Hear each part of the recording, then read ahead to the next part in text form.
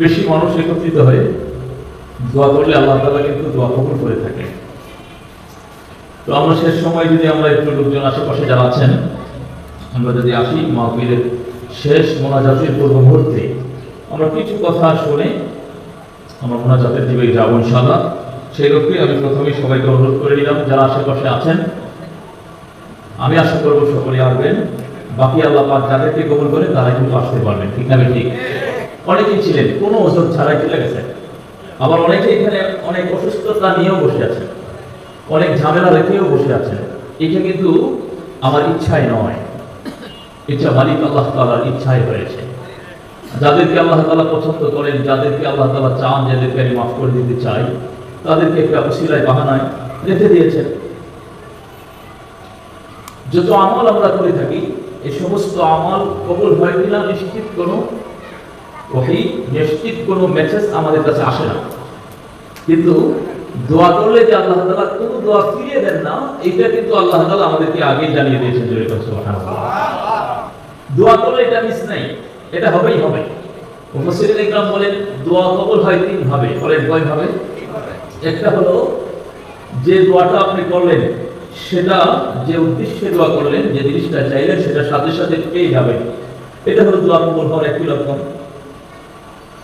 তবে এর চেয়ে বেশি ভালো হলো দোয়া আপনি যে জিনিসটার জন্য করেছেন আল্লাহ তাআলার দৃষ্টিতে এর চেয়ে ভালো জিনিস আপনার জন্য অপেক্ষমান, সেটা আপনার জন্য ভালো, এটা আপনার জন্য অমঙ্গল। আল্লাহ বুঝে শুনে এটা না দিয়ে অন্য একটা আপনাকে দিবেন। সুবহানাল্লাহ, দোয়া যা করলেন তার চেয়ে উত্তম অন্য কিছু দুনিয়ার দেওয়ার চেয়ে এই দোয়াটাকে আল্লাহ তাআলা আখিরাতের জন্য রেখে দিয়েছেন রিজার্ভ। দুনিয়াতে আপনাকে দেন নাই, বরং এই দোয়ার প্রতিফলন ঘটবে আখিরাতে।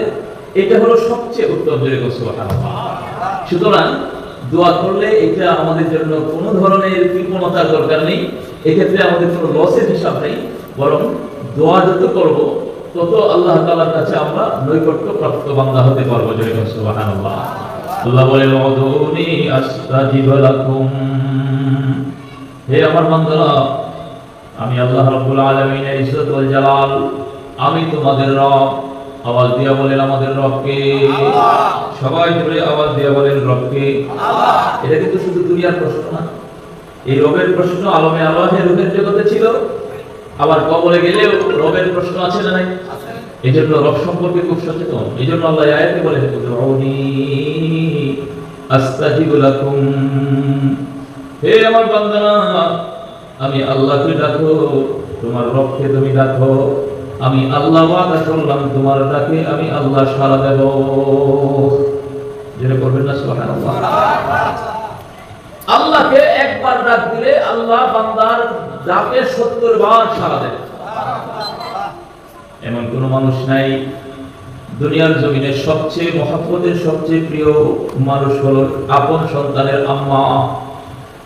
মা তার সন্তানকে যে পরিমাণ মহব্বত করতে পারে, ভালোবাসতে পারে, দুনিয়াতে এমন আর কোনো ব্যক্তি নাই, আর কোনো সত্তা নাই, আর কোনো নাম নাই যে নামে সন্তানকে যে পরিমাণ মা মহব্বত করে এমন করতে পারে, দুনিয়ার কোনো নজির নাই। জুড়ে বলেন ঠিক না বেঠিক?